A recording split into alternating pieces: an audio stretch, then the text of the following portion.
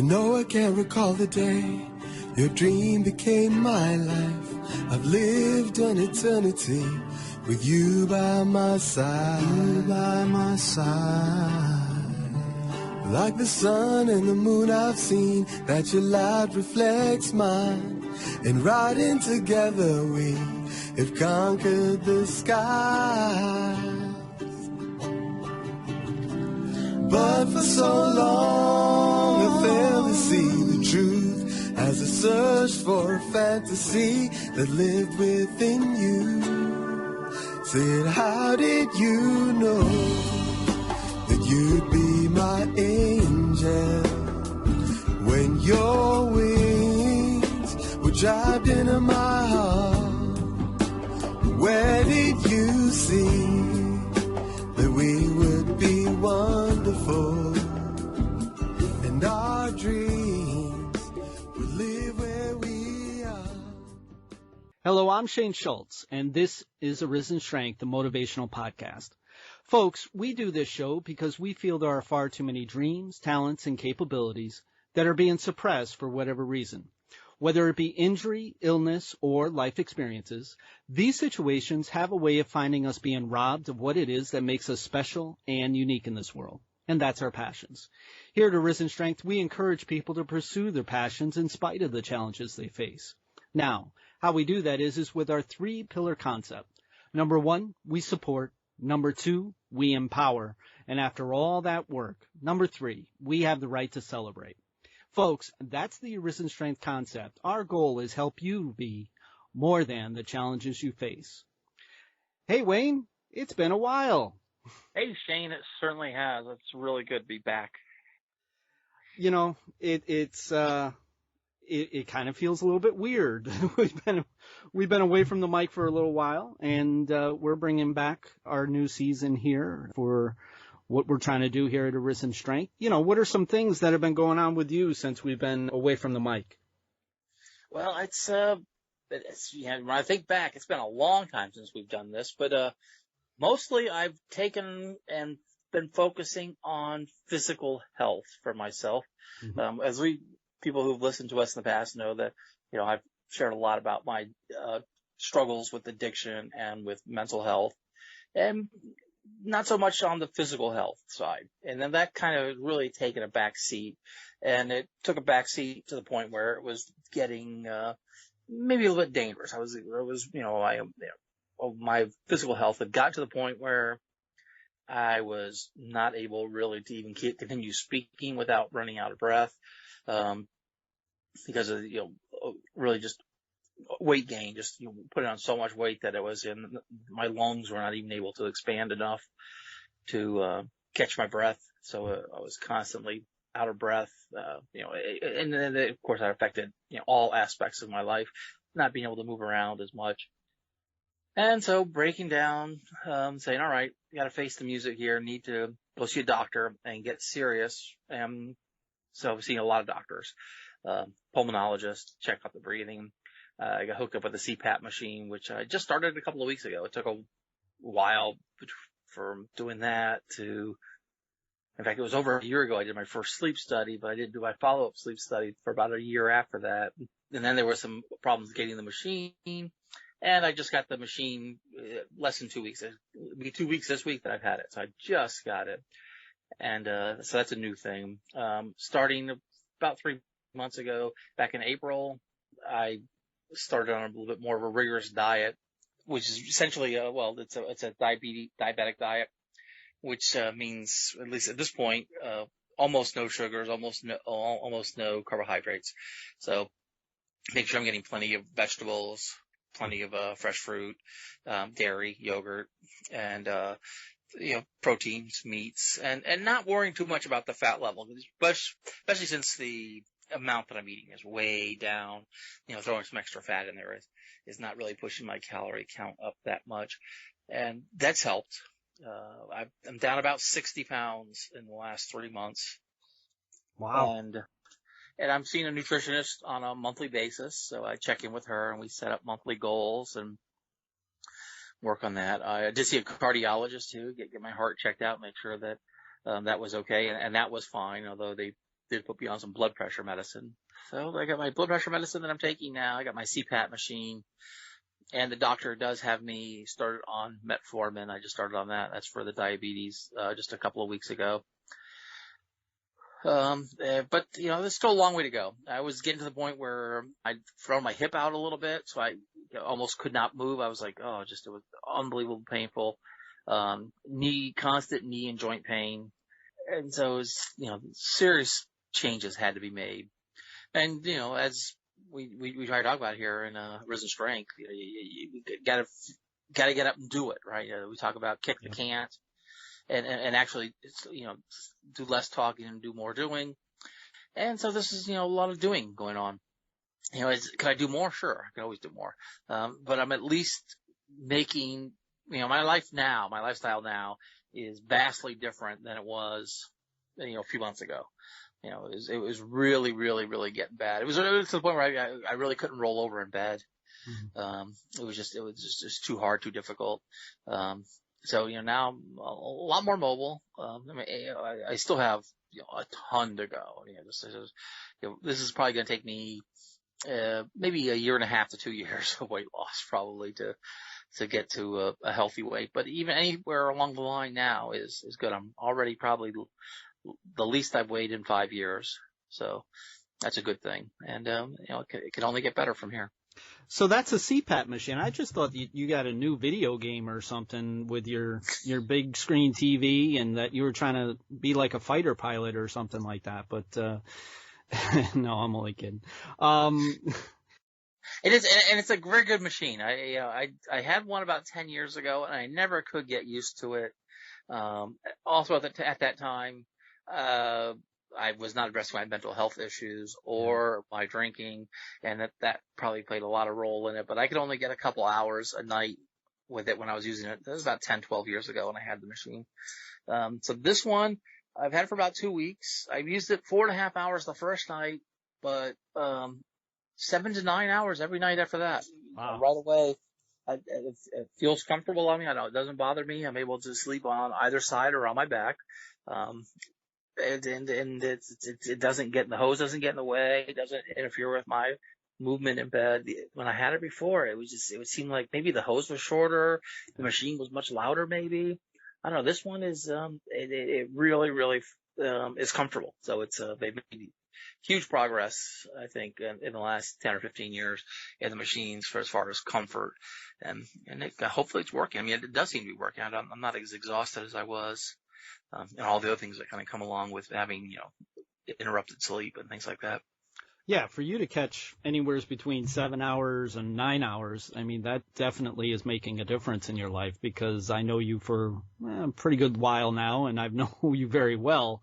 And you don't sleep that much as far as that goes, for a straight sleep like that. So it definitely is making a difference for you. And I think that also your perception of what it can do for you versus what it is taking away from you or what kind of hassle that it's going to be for you, I think that makes a difference too, because I think that you've come to that conclusion that you wanted to be healthier, and you are really doing an amazing job. I got to tell you, because like I said, I've known Wayne for quite a while, and I've seen many meals that Wayne has been involved with.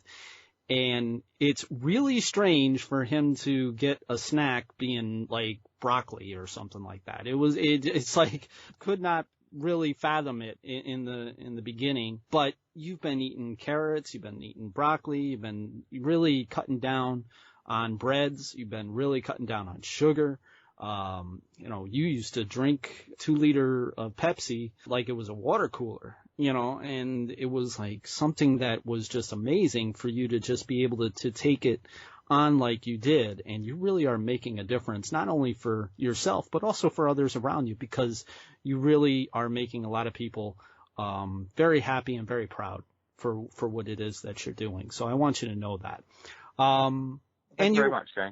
You've also been using the new thing on Facebook, being Facebook Live. Why don't you go ahead and tell us about that? Yeah, so those of you that use Facebook, you may have seen this. It's a feature that they've kind of been rolling out, and I have my personal Facebook profile, which is the Wayne Hacker Facebook page. And then I have my Random Thoughts with Random Access page. And that one got rolled out first with the Facebook Live, and it allowed me to do videos on Facebook. You start the camera with a mobile phone, and people can chat, people can participate a little bit. It records it, and then when you're done, they can watch it live, or then when you're done, it's immediately posted. So it's a great way to post a quick video to Facebook. In the past, you'd have to upload the video and process. It would take time. But this is live. It's interactive. You can talk with your audience. They type comments, Facebook comments to you. But that has been really good, and I mostly have been using that on my Random Thoughts with Random Access page. Although I have done a couple of them on my personal profile page. And I have friends that are they have it on theirs. Friend of mine, he's been doing weekly barbecues. This week was barbecue chicken, beer can chicken. Last week he was grilling up smoked ribs or some pork pot or something. So people are giving people an opportunity to just kind of be creative, be fun. A lot of celebrities are starting to use it. I think Facebook did go out and spend a couple $100 million signing contracts with different people, so they would use Facebook Live to give it some exposure. But that's also fun to see some of these celebrities or entertainers or scientists that you might follow, whoever you might follow on Facebook, kind of doing these little live events. It's quick, it's easy, it's they don't have to do a lot of pre-production. It's just hey, here's something I can do live, just right now, and it's really fun and exciting. I really am enjoying that part of Facebook. Yeah, for this show, you're also keeping yourself accountable, right? Because you're actually telling somebody else of some of the things that you're doing in order to be healthier. You're keeping what appears to be anywhere between a daily to a weekly update for those who are involved with being as a friend of yours, or people who are just, part of your Random Thoughts and Random Access or Arisen Strength or Speaking of the Heart. When you send out that notification saying that you're going online, often you are keeping yourself accountable for what it is that you are trying to do for yourself, and that is to be a healthier person. Yeah, that's true. That is a good use of it for me. I find it keeps me, on point. I think a lot of people, some people, who knows, some people can do it probably without accountability. In fact, there are even studies that show that, for some of these things, maybe you're better off keeping it to yourself for a while, because when you tell people, sometimes, some people have a problem with that, and then you don't follow through, and then maybe you get a reputation for never following through with your plans, because you're sharing too many of your plans. But then there's other times where, being accountable and being held accountable is good for you, and it's also good for other people, because they can kind of see that, hey, this can be done. This is, whatever I'm feeling is going on in my life. I may start saying it's impossible. I can never change that. Yeah. And that's not always true. I mean, obviously there's some things in your life that you can't change. I mean, that's okay. But sometimes we just are lying to ourselves, or, we're just, I like to talk about this. When you use a phrase, I can't think of anything else to do. Well, then you need to think of something new. If you've run out of ideas, you have to think of something new. We talk about that as turning the thought. Right. And that's being open to other people, because, if I've used up all my own ideas, then that means I've got to use somebody else's idea then. Yeah. So I have to be open, and I have to be willing to accept advice that, maybe I would reject normally. But if I am serious about making changes in my life, which is always the first step, that's the second step, I guess. First, recognizing that I need to make changes. Step two is sort of committing to make those changes and being willing to sort of reach out. And then, the third step is now to follow through with these ideas from somebody else. I mean, this is, a standard 12-step process where you kind of, the first 3 steps are to kind of, basically admit that, hey, I need help, and then to be willing to follow through with that help. And that requires being open. And for me, it required going to the doctors and taking the doctor's advice and following through with what the doctors are saying, and not just, saying, I'll figure it out myself. I'm going to do it my way. Well, my way hasn't been working, and I have to, at some point in time, I have to be willing to admit that, hey, if my way is not working, I got to be willing to try some other way. Yeah. It's not easy, but it can be done. Yeah, it's recognize, commit, and take action. You know, there's no question about it that is an equation that can help you make a change in your life. And sometimes it's a change that's so necessary that we aren't aware that we're not doing that, or we're not aware that we're not committed to that because we're so, trying to figure out the best way of being able to do things, when in reality the situation is take action is the big thing. It's most people recognize that there's an issue.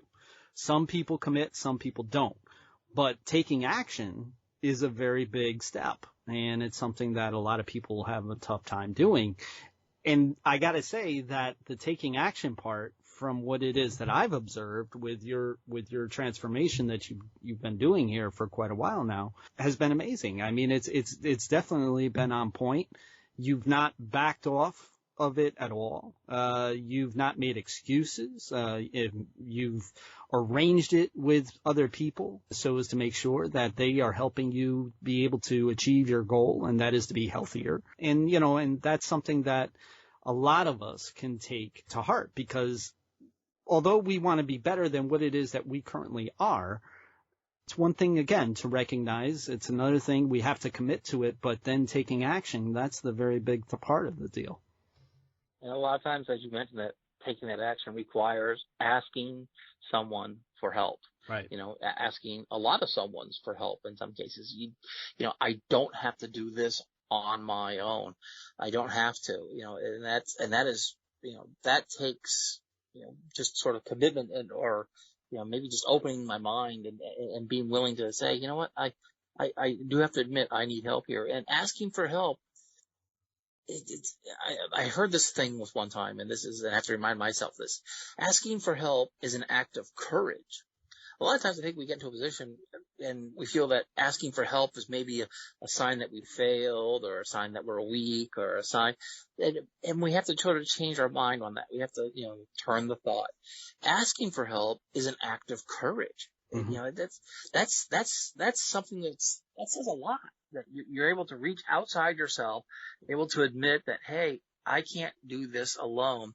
And then to put that sort of trust in somebody else, and connect with another human being on that level too, saying, I need your help. And then to accept their help as it's offered, and to follow through with that, as you talk about taking action, you start seeing some difference. Because when I'm left to my own devices, I just find myself in a hole, and the only thing I know to do is dig. So I just dig more and more, and maybe when I'm really fired up, I dig faster. Yeah. That's not helping me get out of a hole. And, sometimes I have to stop. I got to get somebody to lower me a ladder. They got to hold the ladder for me. So I need help from them. Yeah. And I need their ideas and not mine. Because if I get back to my own thinking, then I'm back to, I'll just start digging again. I'm like, no. You don't get out of a hole by digging faster. Right. First thing you do is you stop digging. But the second thing you do is you need some help. I mean, when you're in a hole, you need help. Yeah. No doubt about that. And, so I got to tell you that, for what it is that it's worth, for what you've been doing, it truly has been amazing. And I'm very, very proud of you. And, I care for you greatly. And I really am happy to see you make a change so as to be able to do more things for what it is that you want to do. And hopefully some of that has to do with what it is that I'm doing, because I need all the help I can get. Echo on, I need help. So with all the things I'm here for you. I know you are. With all the things that we do, we both have to be as healthy as we can be. And that's not been altogether easy to do over these past few months. We gave people a big rundown of what I've been up to health-wise then. So why don't you share a little bit about what's been going on with you the last several months? Well, the thing is that I ended up having an injury, and I don't know if we talked about this the last time that we were on the episode or not, but just to give a little bit of a recap, I had a PTSD moment while I was sleeping, and I heard a rather loud noise, and when I woke up, and opened up my eyes. Well, I couldn't move, and my right arm felt like it was going to explode from the inside out. It definitely was something that was definitely different than anything else that I've ever felt before in my life. I couldn't move for quite some time. I finally got to moving around. I thought that I needed, I just thought I had a pinched nerve or I had a strained muscle or something in that sense. So I figured that I needed to take some time in order to be able for it to relax a little bit. And if I needed to, then I would go ahead and take a muscle relaxer or something in that sense, and it would feel better. Well, over time, it came to the conclusion that that wasn't working. So I ended up going to the emergency room. And when I went to the emergency room, I could hardly move my right side, my upper right side, because it would be too painful for my arm and my hand. So they saw me and they automatically said, yep, you've got a pinched nerve, and it's the ulnar nerve, which has to do with the right side of the body. For all intents and purposes, it has to do with the lower portion of your arm and to the fingertips, and especially your pinky and your ring finger. So I went home. They gave me some painkillers. I went home and I went to work the very following Monday. This was on a Saturday, and I went to work on the following Monday. This was the day before Easter. And so I was sitting there, and it hurt to type. I could literally not type like I normally would, and it really was painful. But I just had started working again, and we had made a big deal about how, I worked my way off of disability, and I was really proud of doing that.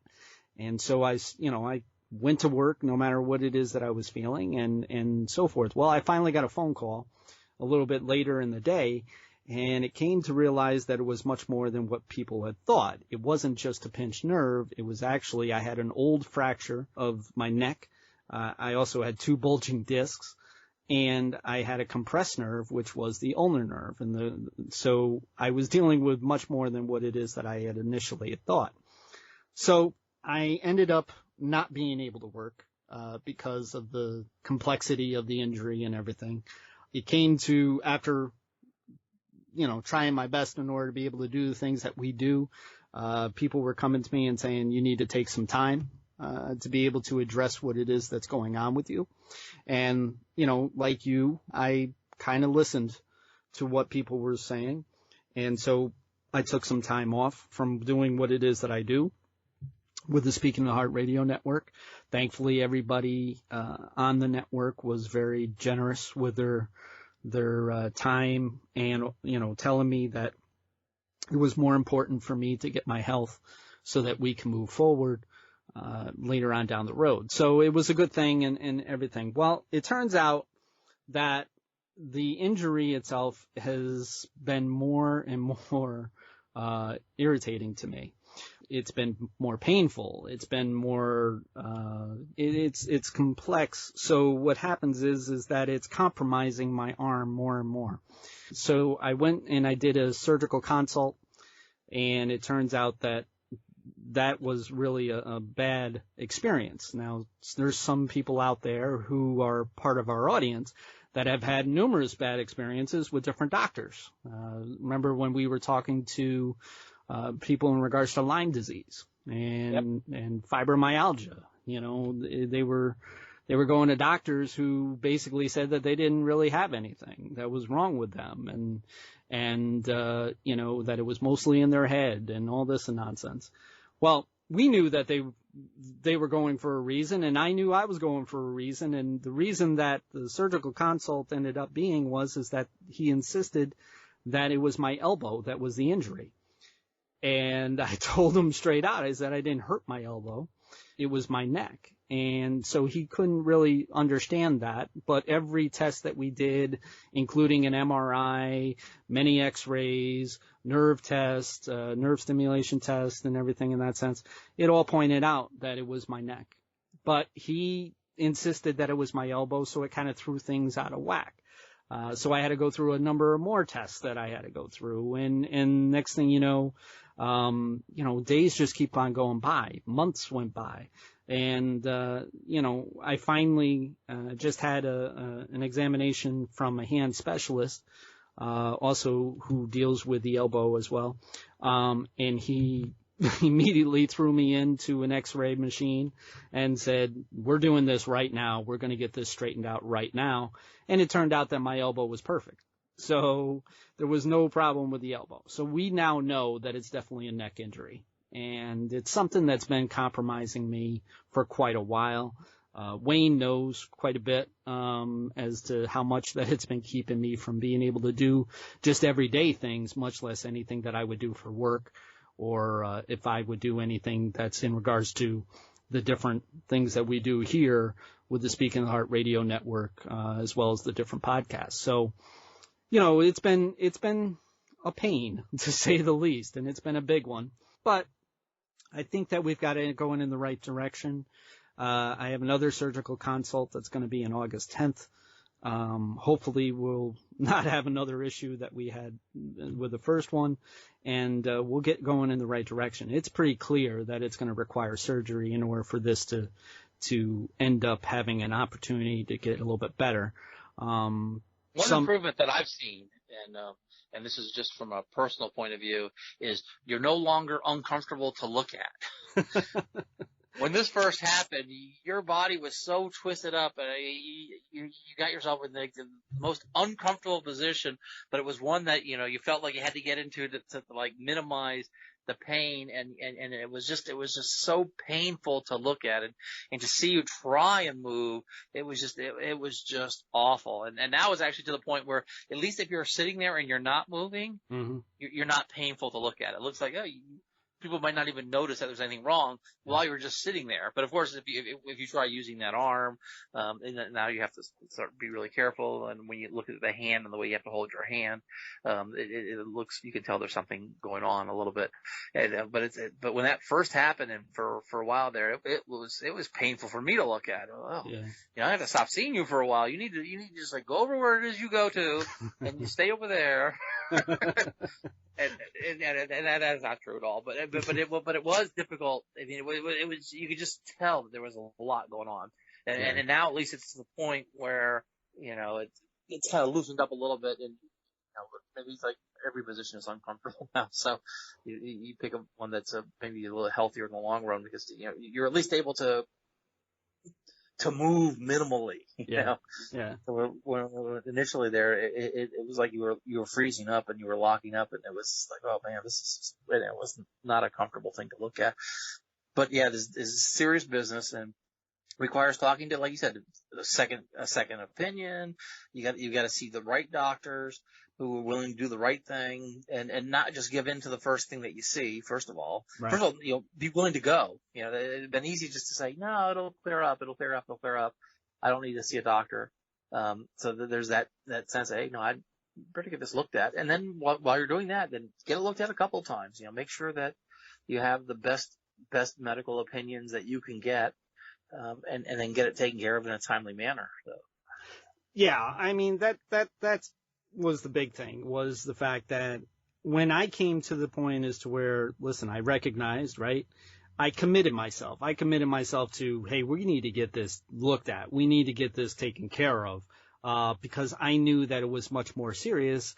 I'm not very good at being one to show what it is that I'm struggling with or pained with or anything in that sense. It's just my makeup that I've, we call our core values. You just got to move forward. You got to keep going. You got to, and hopefully everything will work out. Well, I wasn't just doing that. I also had committed myself to physical therapy. Now, physical therapy turned very quickly into something that was very intense. It wasn't just about, in the beginning, it was just doing minimal exercises, very minimal movement, with my neck especially. And, it got to the point as to where, I was telling people, as I love to play golf. I play golf every single day during the summer. If I could, I would definitely be practicing anyways. So when I, told them, I said, this is really hindering my life in a lot of different ways. And so they kind of ramped it up a little bit. And it wasn't just because of my say-so. It was also because they realized how serious of an injury it is. It's an injury that can be debilitating over time. For instance, unfortunately, during the time that I was with the hand specialist, I also learned that I literally have lost muscle mass in my hand because of this injury, because what's happening is that the stimulation is not coming from the nerve in my neck down to my hand. So it's like a car without getting gas. It's not going to do very well. Yeah, so you get to atrophy a little bit. Yeah. And so that's kind of sobering. It's not, nobody ever wants to have something that's going to be a permanent situation, like this. And, there are many people out there who deal with, as you know, I'm a delegate for power pain, and I know a lot of people who deal with nerve pain and who deal with different conditions of nerve pain, RSD, CRPS, any number of different things. And there's one thing that I learned about nerve pain is that it's not like a muscle, because what I'm used to is a muscle situation. If I have a muscle situation, then you work it out, you strengthen it, you can go a little bit further than what it is that you originally would have done. With a nerve, it's totally different, because the nerve's not supposed to stretch. It's very tight for a reason. And, so there is some leeway, but it's not supposed to be stretched, and it's not going to gain muscle around it. You know what I mean? It's not like you can gain nerve mass. So it's something different. And so what we did is how we ramped it up is that I started doing traction therapy. So they literally put my head into a vise and strap me down, and there's this machine that literally pulls back on my neck, very minimal as time goes on. It's a gradual change. But, I've been doing that for twice a week in order to be able to try to get a handle on what it is that I'm dealing with. So that's been helpful. But with the nerve being compressed the way that it is, it's just getting more and more clear that it's going to require surgery. So it's not something that I'm overly looking forward to, but at the same time, I am kind of looking forward to it, because that means that we're at least going in a direction that's going to make a change, that hopefully that we can, with my work ethic and with my commitment to be better, I'm going to be able to work with that, and I'm going to be able to make a change in my life that's going to make a difference. And hopefully we'll get back to doing the things that we like to do, a lot sooner than what it is that we would otherwise. Yeah, I hope so. Yeah, man, and I'm sure we will. That's what we're doing. That's it's a matter of just we have to been arranging our schedules a little bit and just kind of committing to a time, and not that everything has to be perfect to do it, but we have to make sure that we're in the right place mentally and physically to be able to do the things that we want to do. And one thing that has been good is you've been pushing yourself. I mean, you haven't been doing everything that you were doing before, right, but you've been bringing it on slowly. And in the meantime, you picked up another show. So, yeah. Well, a lot of people might be a little bit, confused, because we started our podcast, the Arisen Strength podcast, the motivational podcast, in 2014. And, what we did is we, over time, developed a friendship with a lot of people out there that we had interviewed on the show. And so what we did is we decided that we were going to develop our own internet radio network, and we call that Speaking to the Heart. So when you see Arisen Strength, you can bet that Speaking to the Heart is going to be right next to it, because it was Speaking to the Heart would not have come about without Arisen Strength. So that's something that probably has been confusing people. But, we have been really doing well with Speaking to the Heart. It's not that we haven't had challenges there. We have our show, The Mindset, with Claudia Israel. We have the Rustic Hour with the Harding family, Angela, Bill, and Abby. We had Arisen Strength. We had Joelle, the Lupus Diva May, with the Health and Wellness Project. We've got Transparent Motives with Gina D, Sassy Gina D, and myself, to do that show. So we really were rolling right along. And thankfully what happened is that for for reasons that were probably not understood to me at the time, things didn't work out with a certain show that we were doing. And so rather than taking it as a loss, I decided that I was going to push it in a little different direction, and I decided that we were going to do something different.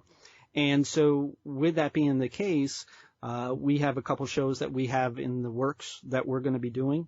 But one of those shows that has come about is Voices for Change, and that is with Rebecca and Joe Lombardo. Rebecca is a well-known author. She's also a well-known international blogger. She's very influential with the mental health field, especially with Twitter. I think she's number 15 with Twitter altogether as far as an influence in mental health.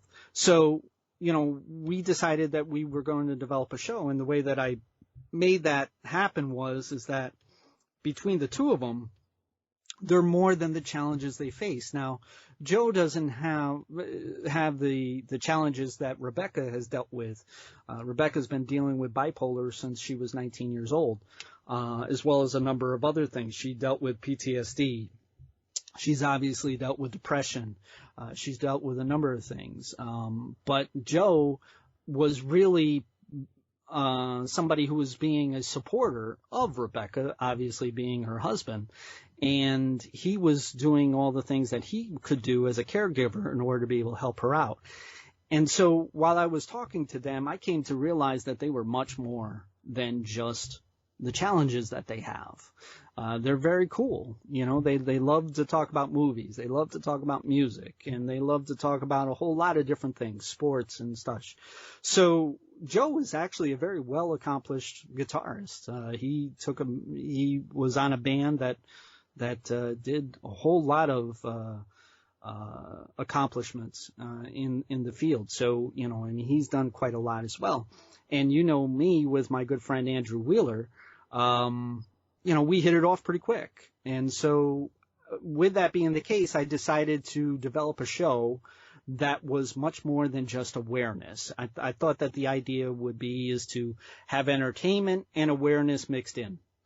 And it's really been fun to work with. And we've got quite a few guests that we already have locked up for the next coming few months. And so, it's something that I enjoy. And we have more shows that we have in the works as well. It's just we're trying to wait. Like I said, I'm having the surgical consult on August 10th. So, we have some other things that are in mind, but this show really has been a fun time to deal with, to be able to get off the ground. And I think that it's going to make a difference. Yeah, it does. Everything is, is everything perfect? No, but everything's moving along sort of in the right direction. And a lot of that comes from really being accepting for where you are right now, for where we are right now. Yeah. And that accepting it doesn't have to be condoning, doesn't have to be liking it, but being realistic. It's like, okay, here's what my current limitations are. I need to acknowledge them. I don't have to live by them. I don't have to, spend my time ruminating about them. I don't have to let my limitations dictate my life, but I need to be aware of them. And then I can start making some choices that now are productive because I know where the limitations are. So I know what I can't do. Mm-hmm. Now let me focus on what I can do, and let me kick the can't and really work on things that I can do. And that's what you've been doing with the show, trying to keep all the balls in motion, so to speak. And when you're able to get all the shows humming again, which should be anytime now, who knows, real close. But mm-hmm. Everything is still kind of moving forward. Things haven't not letting things get dropped and forgotten and wasting away. It's about constantly moving forward. Knowing what the goals are long term, knowing where I am right now, and then moving in a direction that is progress, right? So it's not perfection, it's progress, and making that progress every day. Yeah, and a long time ago you came up with kick the can, and then I added live in the can. And that's really worked out well for us as far as the stuff that we do with Arisen Strength. Another thing that I wanted to do is I wanted to make it clear with our audience that Arisen Strength is a motivational podcast. It's not a religious podcast. I don't know why, but a number of people thought that this was about religion. Now, I have nothing against spirituality. Matter of fact, I'm very spiritual, but I feel that my spirituality is a one-on-one thing. If I'm talking to somebody in the capacity of being a life improvement coach, sure, I might suggest that they might want to look at something a little bit different from a spirituality sense, but I'm certainly not going to insist upon it. And I'm not going to do that here with our show either. So I really wanted to brand our show a little bit different. I wanted to make sure that it was clear that this is a motivational podcast. Now, motivation is not always, rah, rah, sis, boom, bah. Right? I mean, we're as much as we want to be motivating, we also are dealing with some very tough subjects. We deal with a lot of topics that are very tough to talk about. And that's how we brought about Arisen Strength, was the fact that there are a lot of people that are going through a lot of different things that are out there, whether it be medical or mental issues. And, because of that, their inner light that's within their heart is basically dimming because of their capabilities, their passions, their dreams are fading away more and more and more because they're so consumed by what it is that challenges them. And so we wanted to say, hey, look, this is all about strength. This is all about Arisen Strength, which is to bring back what it is that makes somebody special and unique. And we believe that's the passions that we have within ourselves. And that's something that, you and I, we jumped on right away. Yeah, that recognition, that motivation doesn't always have to be, on 11. It's not always, the highest gear. It reminds me, there's a famous quote by an author by the name of Mary Ann Rademacher that says, "Courage doesn't always roar. Sometimes courage is the little voice at the end of the day that says, I'll try again tomorrow." Mm-hmm. And motivation, is a lot like that too. It's the not giving up. It doesn't have to be the one that's, leading the charge all the time.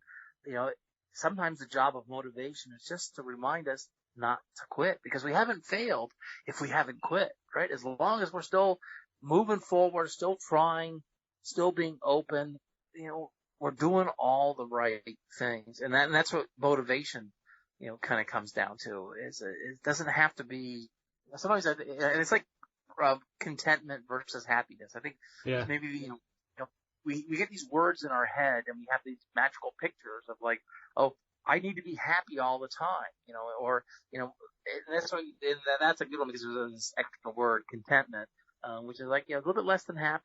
You don't always have to be happy. You just need to be content.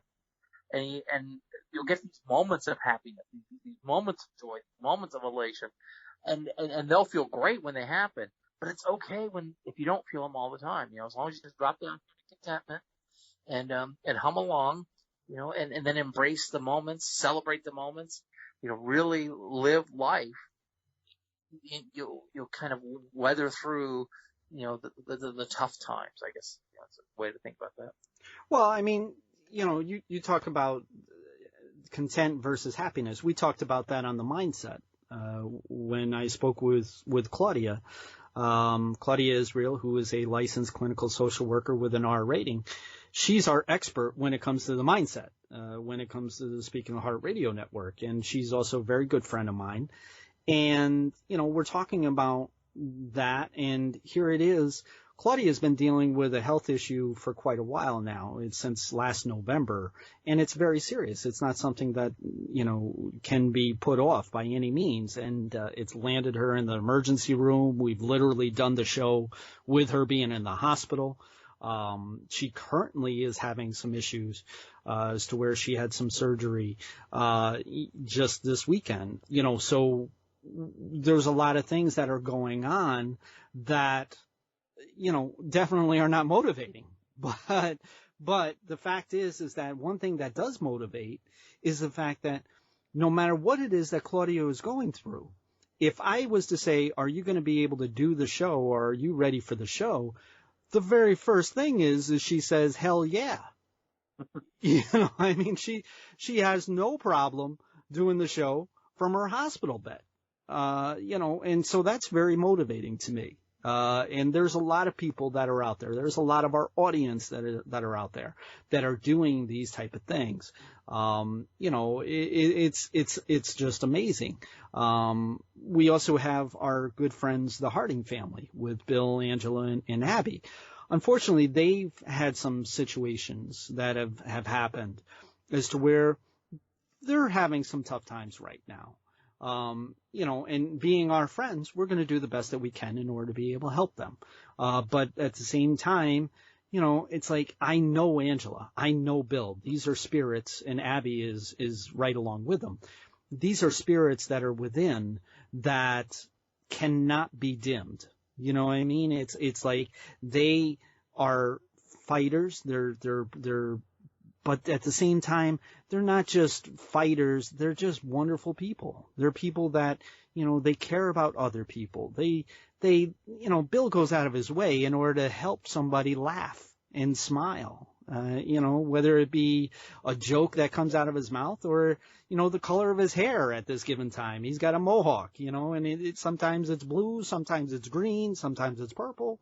Angela has been helping out as a integrative nurse, for a lengthy period of time. She worked as an emergency room RN, and she's now doing it in a different manner to be able to help more people that are out there in this world. So even though that they're going through some very tough times, I know for a fact that this is not going to be, this is not going to be their last chapter.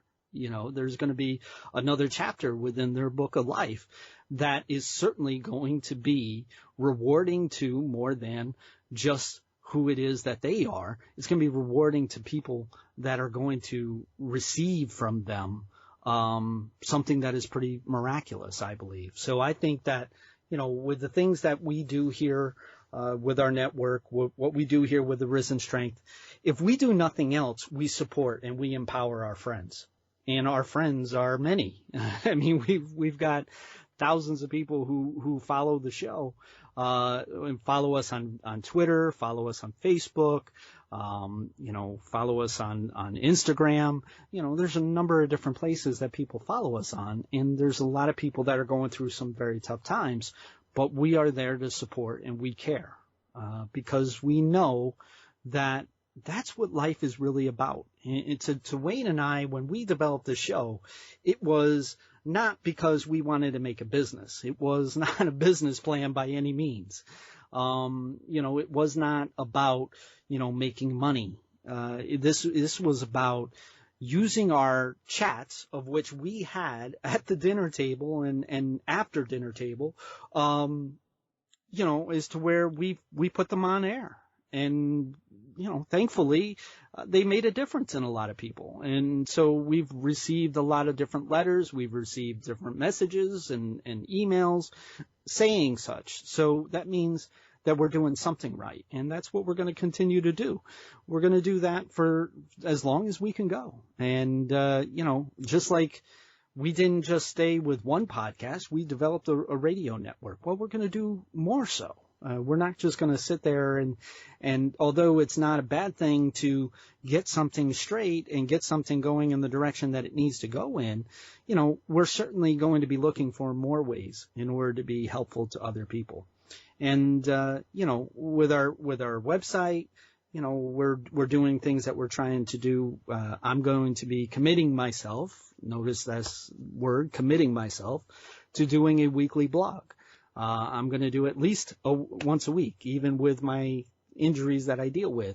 So I've committed myself to doing that. I also am working with Don'tStopTheMusic.com, which is a good friend of mine, Randall Lee. He has developed a great website that's all about music in order to be able to help people, specifically to mental health issues, to be able to broadcast their opinion, broadcast their, what it is that they're going through, what they're challenged by, but at the same time enjoying music like so many of us really do. And we use music on our show a lot, don't we, Wayne?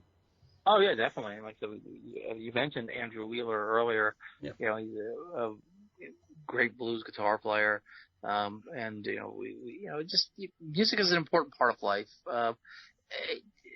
It's a chance really to, I don't know, there's something about music. It's kind of, it can make you feel things. It can take you to happy places, take you to sad places. It can really play the strings of your emotions. Mm-hmm. And a lot of that, it takes being open though to it, and being, having, that time to be able to sit down and listen to the music. It's a lot like meditation in that way. To really to engage with it and to feel it is you have to kind of let yourself do that and not be distracted by everything that's going on around you.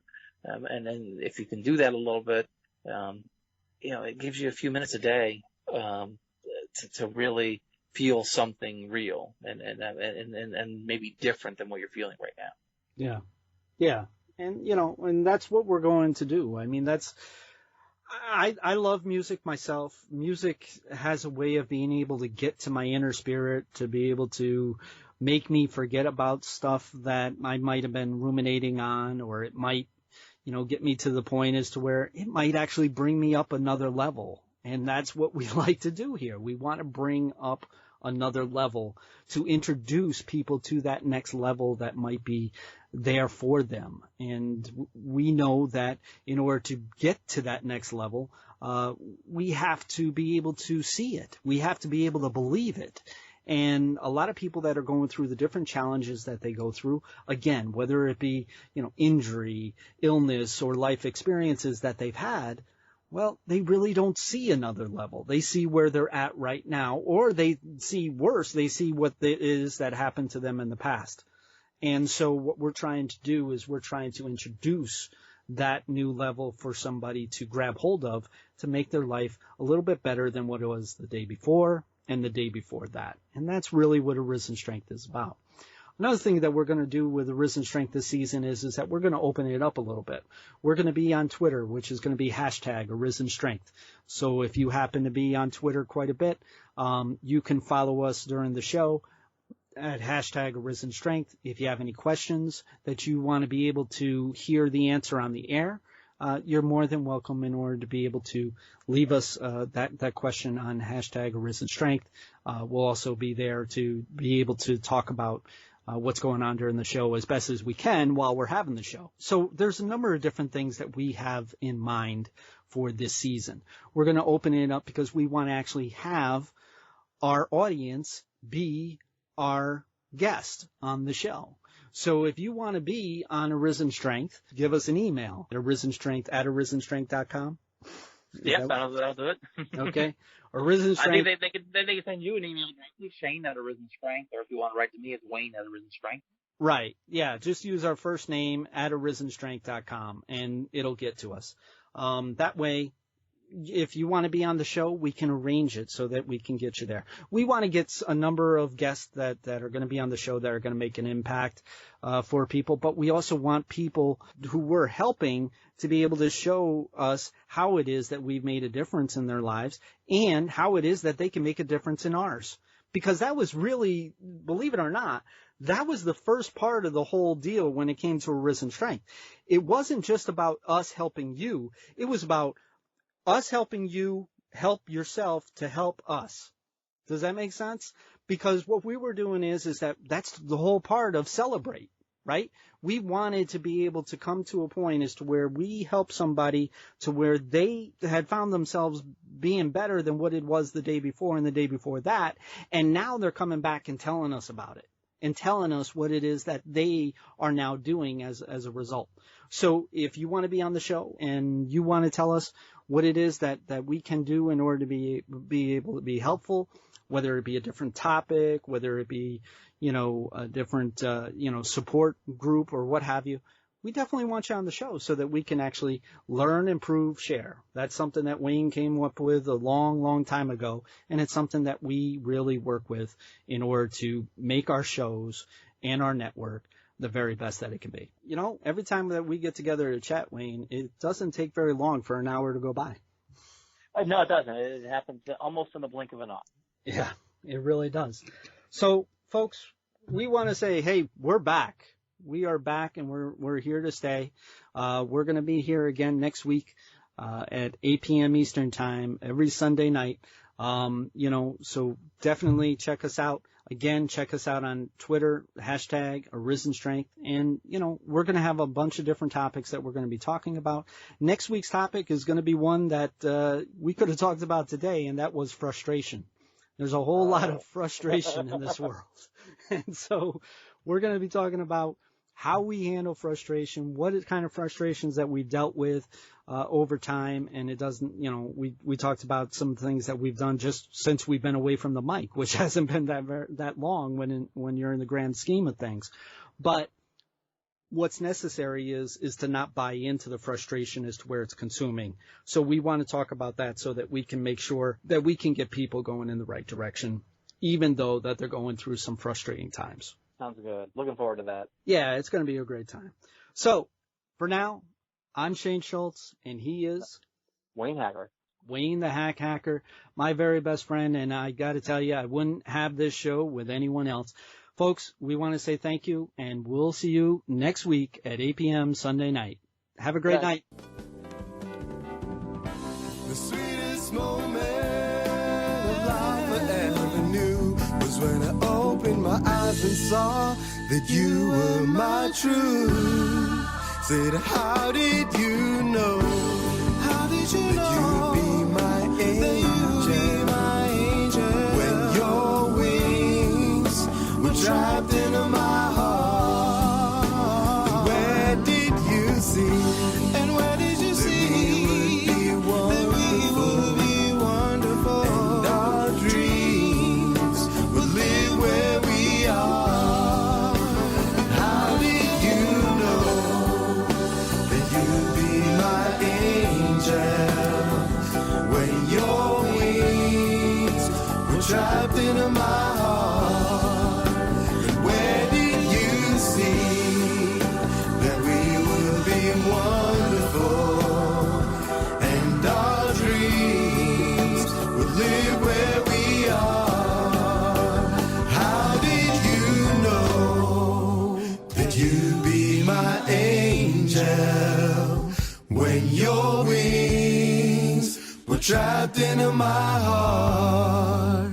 Where did you see that we would be wonderful? And our dreams would live where we are. How did you know that you'd be my angel? When your wings were trapped in my heart. Where did you see that we would be wonderful? And our dreams